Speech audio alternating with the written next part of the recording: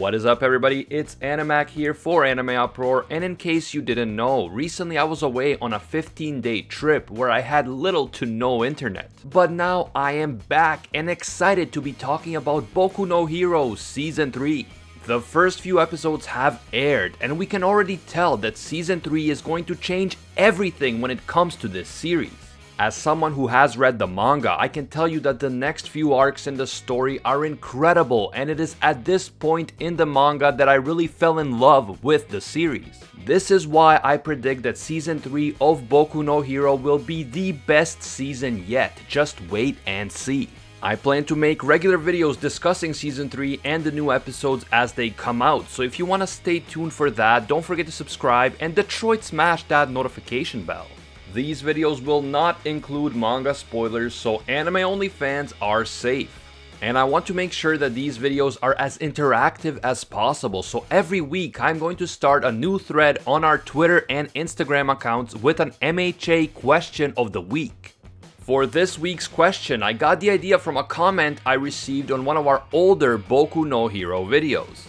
Lord Bahamut is doing an art project that requires designing a new character, and he decided to create a character with a quirk. So he asks if anyone has any original quirk ideas for him. I thought that this was a really cool concept, so on Twitter and Instagram I asked you to reply with your own unique quirk ideas. With the only rules being that your quirk can't be an exact copy of one that already exists, and that it has to have some rules and limitations so that it's not ridiculously OP.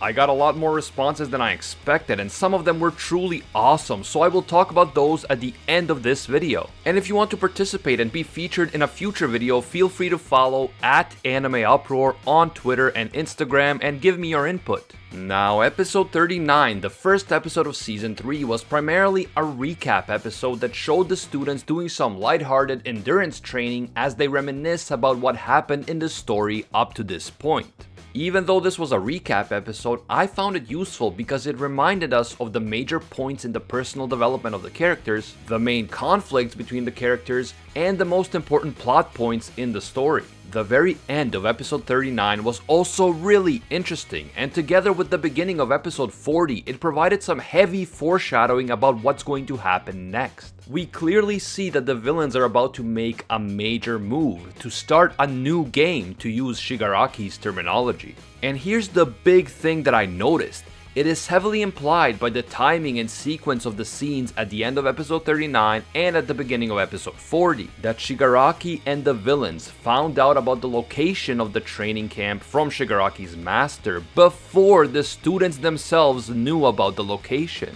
The location was changed at the last minute so that it would stay a secret, and even the students didn't know until they got there. But the villains still found out, which suggests that there might be a mole or traitor inside the UA who is leaking vital information to the villains. And the sequence of events leading up to the arrival at the training camp is different in the manga, and in the manga we do not see the scenes in which Shigaraki gets the information about the camp's location from his master in the same way. If the Shigaraki anime scenes are taking place around the same time as Eraserhead and the Blood Hero are discussing the training camp and how the location has to be changed, and how even the students don't know about it, only the upper management does. And this does seem to be the case, because right after that scene we see the scene in which Shigaraki seems to learn about the location of the camp and begins to put his own plan into motion. Then this means that most likely none of the students is the UA traitor. The students would not have known about the location of the camp when the villains learned about it. Only the upper management of UA knew, so one of them would have to be the traitor. If you want to know the most popular theories about the UA traitor's secret identity, including my own theory, which is that the traitor is not a student but indeed a member of the upper management, check out my video on the UA traitor, link in the description. We've always known that the Boku no Hero anime adds in additional scenes that are not included in the manga, at least not in the same exact way. Sometimes these are filler scenes, but sometimes the additional scenes serve to clarify the plot points and establish the timeline. I think that these Shigaraki scenes from the first two episodes of Season 3 could end up being very important if it turns out that they confirm that the traitor is not a student but a member of the upper management at UA. These short scenes and more scenes like them in the future really could change everything that we think we know about the story from the manga alone. Definitely let me know what you guys think down in the comments. Who do you think is leaking information to the villains? Is it a student, or did episode 39 and 40 just confirm that the leaker is a member of the upper UA staff? I'd love to hear your theories. In episode 40, the students finally arrive at the training camp and we are introduced for the first time to the Wild Pussycats and two of their 4 members in particular, Mandalay and Pixie Bob. We also meet Koda, the nephew of Mandalay, who has a tragic backstory. His parents were pro-heroes who sacrificed their lives protecting innocent civilians from a villain. And even though the world praised them for being heroes, Koda felt abandoned by his parents. If they chose to live their lives as normal people, they would still be there for him, but because they decided to become pro-heroes, they ended up losing their lives and abandoning Koda while he was still a child.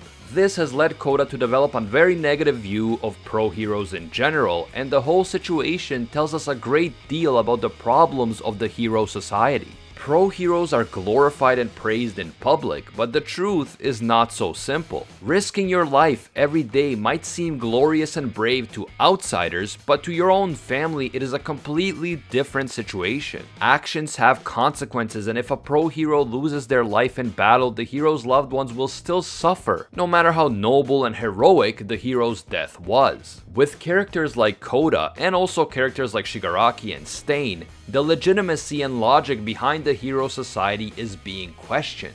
We are seeing below the shining facade of the world of Boku no Hero. And this adds additional nuance and complexity to the story, which I really appreciate. It's not all black and white. Actions have consequences, and sometimes the good guys lose and the bad guys win. Episode 40 leaves us with the knowledge that the villains are about to make a big move, a move that the UA teachers and students are not expecting. And as I said before, this will lead us into some of the best arcs in the entire series. I've always enjoyed the villain-centric arcs the most, so I am super excited for this season. Let me know if you're as excited as I am down below, and tell me if you agree with me that Season 3 is going to be the best season yet. And now, let's look at your ideas for a brand new quirk within the world of Boku no Hero. Right off the bat, I can say that some of the answers from the anime-only fans were very close to already existing quirks that appear in the manga, so while I can't count those, I do appreciate the input. On Twitter, Caster for Life says a quirk that allows you to hear and read other languages in your own language, so basically understanding any language even if you never tried to learn it. Not much of a quirk when it comes to fighting, but I always like the idea of being able to understand other languages without needing to spend years studying them. So this would be a cool quirk in my opinion. Maybe not for a pro hero, but for a diplomat or expert in international law, it's perfect. Super Civ wants to see a quirk that allows you to stop time, but only for as long as you can hold your breath.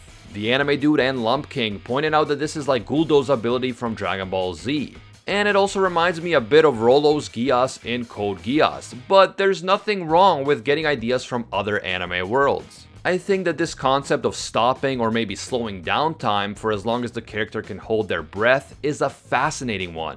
And I think a quirk like that would be awesome in the world of Boku no Hero, especially if a villain had it. This would make for some pretty insane plot twists, so good job Civ, definitely a great idea for a quirk. Simply Rose says Pizza Vision, the ability to shoot pizza from your eyes. Pretty great concept, but here's my question. Can you choose the toppings of the pizza before shooting it out? Or is it like goat cheese and extra anchovies on every single one? We need answers here, Rose. Anime Balls Deep wants to see a quirk that allows you to talk to machines somehow. If this means like a hacking quirk that allows you to break into and control all sorts of tech devices, then that would indeed be super useful, especially in a world that is getting more and more dependent on technology. Anime Recon wants to see a quirk that allows you to counter any sort of attack, but it has a recharge time of 60 seconds. This reminds me a bit of Meliodas' ability Full Counter from 7 Deadly Sins, and I do think that this would be a very useful defensive quirk, especially in team battles. A hero who works as part of a hero team would be the ideal user for this type of quirk. Francis Goyer says the ability to steal your enemy's strength when attacking them, so the more you hit someone you keep getting stronger and the enemy keeps getting weaker. This reminds me a bit of Bond's ability Snatch from the 7 Deadly Sins, and I do think that such a quirk would be very cool because it makes it difficult to fight the enemy. The more you attack, the stronger the enemy gets, so you have to come up with a different strategy to win. Without getting into spoilers, a hero character in the manga does have a sort of similar quirk. Mega, aka Mega Anime Openings, wants to see a quirk that allows the user to create a custom illusion that works within a 5-meter radius. The idea of creating illusions was mentioned by a few of you guys, and I think that it would be an amazing quirk. It is similar to Lorenzo Il Soresi's Gias in the Renya of the Darkness manga spin-off, and I think that a quirk like this could be used with great effectiveness in the Boku no Hero story. There is so much potential for manipulation and crazy plot twists with a quirk like that. Good stuff, Mega. My boy Misty Chronexia wants a quirk that would allow the user to make good YouTube videos. Well, you can have that quirk all you want, bro, as long as I can get the quirk that lets you make insanely popular videos that are not even good. Come to think of it, I'm pretty sure that the Paul brothers already have that exact quirk. Over on Instagram, Fairytale Lover 15449 wants to see a mind-reading quirk that allows the user to predict the opponent's next move. But only one move at a time, so you can't read all of your opponent's plans all at once. This quirk would be extremely useful in battle, obviously, since the user would always be one step ahead. But using the quirk too often would put a strain on the body and eventually lead to the user passing out. This one reminds me of Bismarck Waldstein's Gias from Code Geass, and yeah, I know I talk about Code Geass a lot, but I'm a big fan. And Bismarck is able to see into the future, but only for a few seconds, and that allows him to predict his opponent's moves in battle. Definitely a great idea that would make for some excellent fight scenes, as everyone struggles to figure out how to beat someone who is always one step ahead. JuanGrich9, also on Instagram, wants to see a camouflage quirk that allows the user to blend into anything they touch, but they can only do it for one object at a time. This is definitely not an OP quirk, since Invisible Girl can just do that all the time, but a skilled hero or villain could definitely make excellent use of a camouflage quirk. Having someone using a quirk like this in combination with their own custom weapons like Stain does would be cool to see. And that is all I have time for in this video. Some epic suggestions here, thank you all, including a lot of the other great ones that I couldn't get to. Oh, and Nuxtaku also suggested a quirk on Twitter, but I'm not sure if it was a serious suggestion or a Fate Zero meme. If you want to read all the other suggestions and add your own, be sure to follow us on Twitter and Instagram at AnimeUproar. And a new question of the week will be coming up soon, so look out for that and remember that your response might be featured in a future video. If you are new to this channel, don't forget to subscribe and Detroit smash that notification bell so you can be notified whenever a new video is out. As always, thank you all so much for watching, and until next time, see ya, Space Cowboys.